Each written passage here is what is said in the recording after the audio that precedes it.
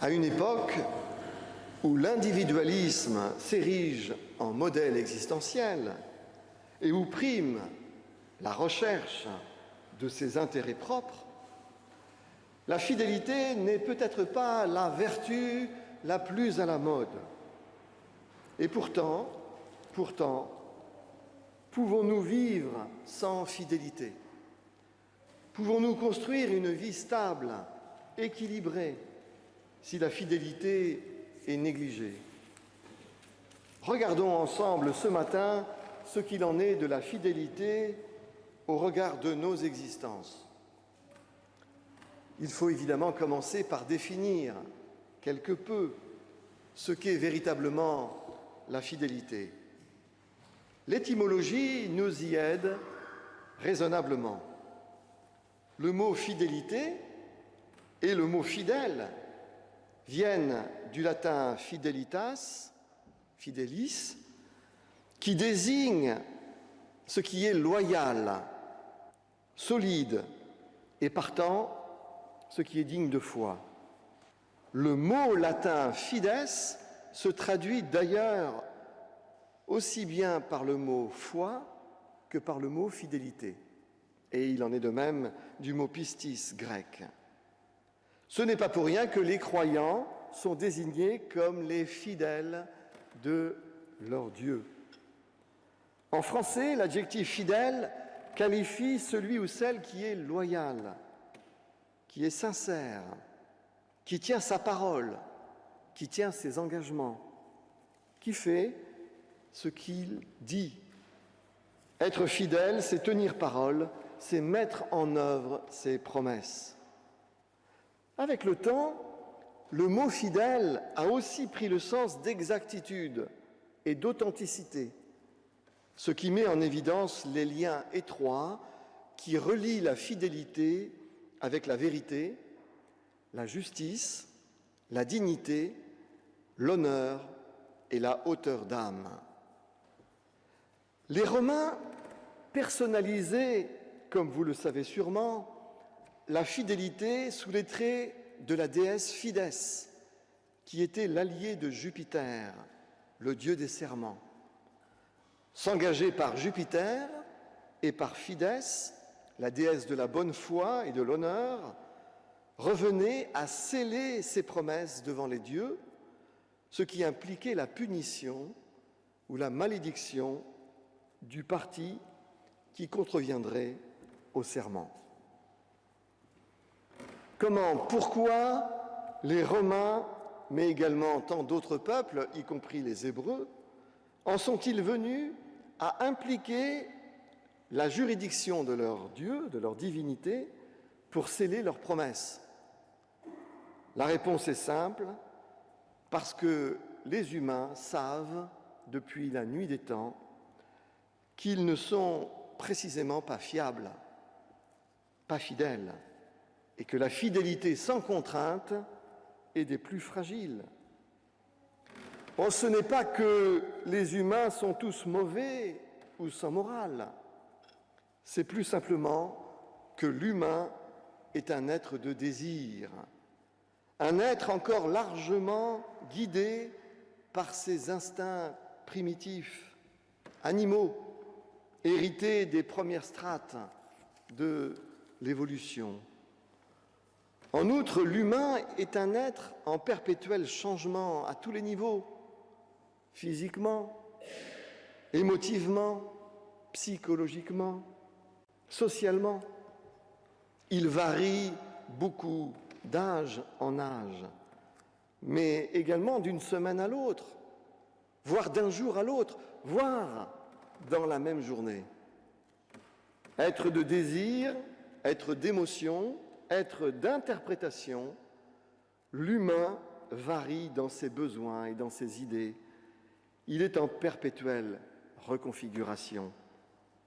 Or, il est parfois compliqué pour lui de rester fidèle à un engagement ou à une promesse faite sincèrement à un moment du passé, mais qui n'est plus actuel dans le temps présent.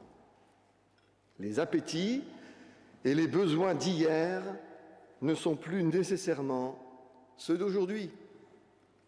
L'humain est porté, comme tout être de désir et de besoin, à satisfaire ses appétits du moment. L'esprit est bien disposé, dit Jésus, mais la chair, c'est-à-dire la vieille nature, la chair est faible. Comment rester fidèle à ses promesses, à ses engagements, à sa parole, sinon en les réactualisant sans cesse, en même temps que nous nous reconfigurons perpétuellement. C'est là que se situe sans doute une des clés de la fidélité. Nos serments et nos promesses tiennent ou tombent selon qu'ils se reconfigurent ou non avec nous. Certes, me direz-vous, mais l'infidélité n'est-elle pas un péché, une faute qui offense Dieu ? La crainte du jugement de Dieu n'est-elle donc pas la meilleure motivation pour nous efforcer d'être et de rester fidèles, quels que soient nos changements, nos besoins ou nos évolutions ? Eh bien, c'est ce qu'affirmait, hélas, le christianisme classique, le christianisme des pères de l'Église, mais aussi des réformateurs. Hélas, car le christianisme rejoignait en cela la voie des religions traditionnelles de l'Antiquité et trahissait du coup l'évangile de Jésus-Christ. Il faut avoir le courage de le reconnaître aujourd'hui. Si vous regardez de près le Jésus des évangiles, vous constaterez qu'il reproche précisément aux chefs religieux de son temps de faire de Dieu un juge vengeur, punissant et maudissant celui ou celle qui transgresserait ses commandements ou la morale en vigueur. Cette conception vengeresse et violente de Dieu ou des dieux était commune à tous les peuples de l'Antiquité, car leurs appareils judiciaires et répressifs étaient somme toute assez sommaires. Il y avait peu de police, peu de gendarmes, peu de prisons, peu de tribunaux. La malédiction des dieux et les punitions post-mortem faisaient office de police des esprits pour engager au mieux les populations à suivre les lois déclarées divines, pour le coup, et la morale en place. Le problème, c'est qu'en faisant de Dieu le garant de la loi et le bras vengeur contre les contrevenants, le judaïsme ancien a fait de Dieu un juge menaçant et expéditif. Or, c'est précisément cette représentation de Dieu que Jésus veut renverser par l'Évangile. Sa bonne nouvelle, la bonne nouvelle que Dieu est amour, que Dieu n'est pas une menace pour l'humain, que Dieu est avec l'humain, que Dieu, s'il est le Créateur, est au-dessus des lois que les peuples se donnent, des morales que l'on met en place. Dieu n'est jamais condamnation ou malédiction dans l'Évangile. Jésus se presse d'aller voir les gens qui sont à la marge, mal aimés, rejetés, que l'on dit impurs. Il ne craint pas de dire aux gens « Va, tes péchés sont pardonnés », sans qu'ils aient besoin d'aller offrir un sacrifice au temple. Aux femmes déclarées pécheresses, il dit « Va, ta foi t'a sauvé ». Les gens impurs, il les touche en signe de bénédiction, il prie pour eux, pour leur guérison. Jésus déclare à tous ceux qu'il rencontre que Dieu est amour, non jugement. De toutes ses forces, de toute son âme, de toute sa verve, il s'oppose à ce Dieu violent, vengeur, qu'hélas, le christianisme des pères et des réformateurs a récupéré pour faire plier aussi les populations sous ses fourches caudines. Jésus, lui, n'hésitait pas à prendre le contre-pied des textes du Premier Testament pour affirmer que Dieu est le Dieu de la grâce, non celui de la vengeance et de la malédiction. Bien sûr, en faisant cela, il prenait le contre-pied de pas mal de textes, mais cela montre que Jésus n'était précisément pas fondamentaliste et qu'il était capable de faire le tri dans les Écritures entre ce qui était de l'ordre de la culture et ce qui était de l'ordre de la révélation. C'est à nous de défendre et de faire valoir le droit, et non à Dieu, qui n'est pas le juge suprême, mais notre Père qui est dans les cieux. Les gens de l'Antiquité, y compris les Hébreux de la Bible, pensaient que le péché, la faute, l'infidélité étaient des offenses faites à Dieu.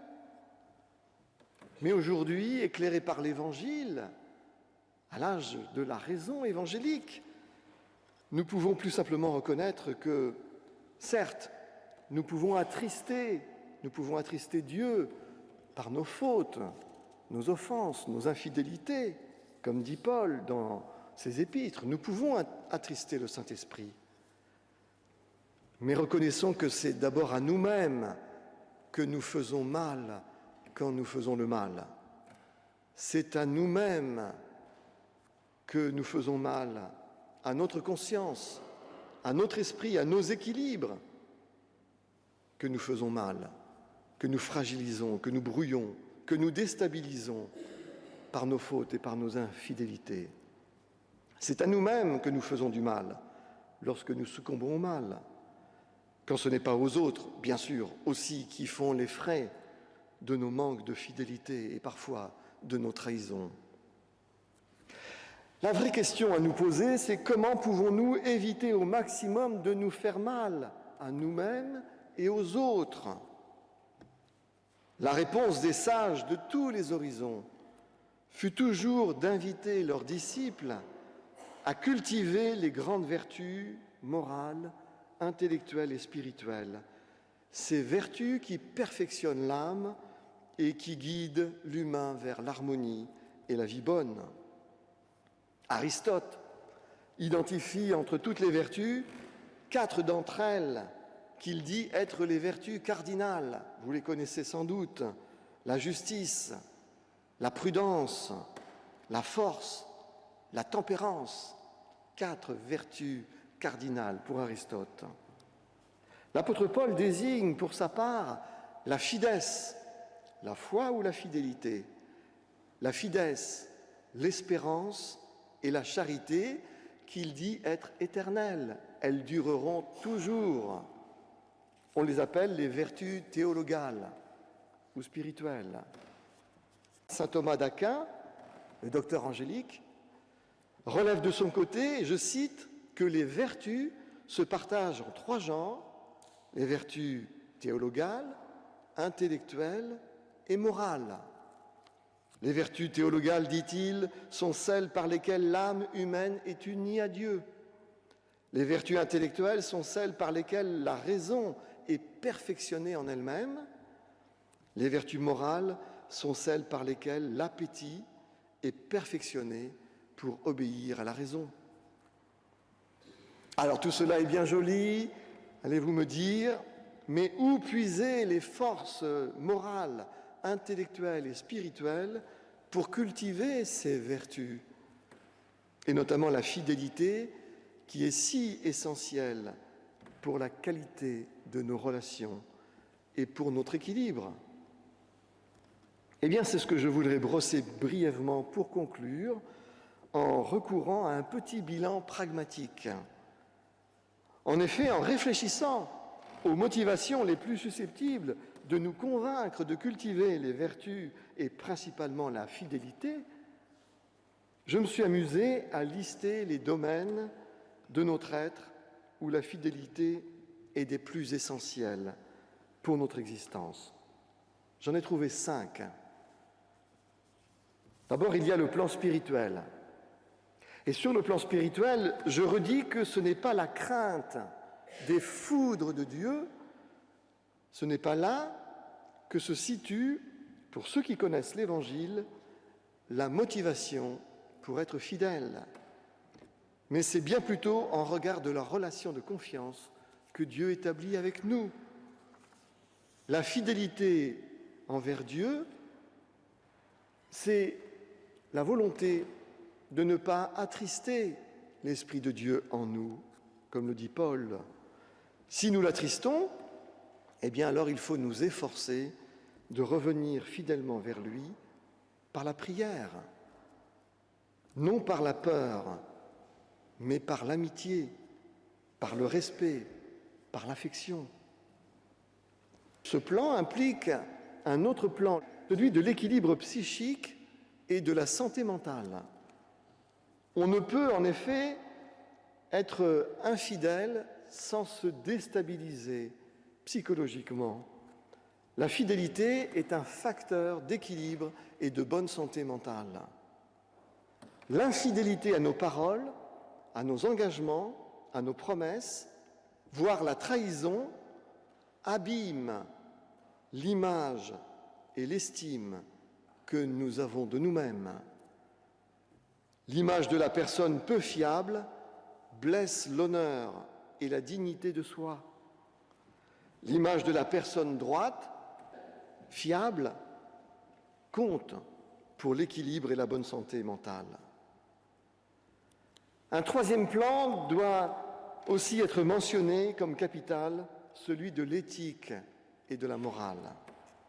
La règle d'or de l'Évangile, faites tout ce que vous voulez que les autres fassent pour vous, implique de ne pas faire aux autres ce que l'on ne voudrait pas que l'on nous fasse. Or, l'infidélité aux paroles, aux engagements, aux promesses blesse les autres, leur inflige de la souffrance et des traumatismes parfois. L'infidélité entraîne la déception et détruit les relations humaines. Cela nous ouvre à un quatrième plan existentiel, celui de la sociabilité. Comment construire en effet et garder des relations durables si nous manquons à nos paroles, à nos engagements, à nos promesses? L'infidélité est destructrice de la confiance qui est si longue à gagner et tellement rapide à perdre. La fidélité est la condition de l'amour et de l'amitié, nous le savons bien. Il n'y a pas de couple qui tienne sans fidélité.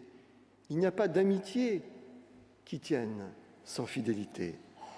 Mais la fidélité est aussi la condition en affaires, comme en sociabilité. Et cela nous ouvre enfin sur le cinquième plan que j'ai listé, celui de la société. Comment construire ensemble une Église, un monde viable, où les potentiels de chacun et de chacune peuvent s'épanouir si la fidélité aux paroles, aux engagements, aux promesses est constamment bafouée. On ne peut établir une société ou une Église où il fait bon vivre sans fidélité. Les sociétés qui ne tiennent que par le contrat procédurier ou par la menace sont vouées à l'insécurité, à l'hostilité, à la dissension, à la dureté. Sans fidélité, sans grâce, sans gratuité, sans bienveillance, sans agapé, l'existence est plus dure et plus précaire pour tous et toutes. On le voit, les plans spirituels, psychiques ou mentaux, éthiques, sociaux et sociétaux sont là pour nous dire l'importance pour chacun, pour chacune, de persévérer dans la culture des vertus, à commencer par la fidélité envers Dieu, envers nous-mêmes et envers les autres. Certes, non pas dans la culpabilisation que le christianisme classique a si bien su distiller depuis 2000 ans sur le mode de la religion traditionnelle, mais dans l'optique d'être épanoui, d'être équilibré et d'être ouvrier avec Dieu, sans culpabilisation. Quand on tombe, eh bien on se relève. Le livre des Proverbes ne dit-il pas que 10 fois le juste tombe, 10 fois il se relève? Quand on manque, eh bien, on rattrape, on s'efforce de rattraper. Quand on fait mal à quelqu'un, eh bien, on s'excuse, on va demander pardon, on renoue le lien. Perdre une bataille, ce n'est pas perdre la guerre.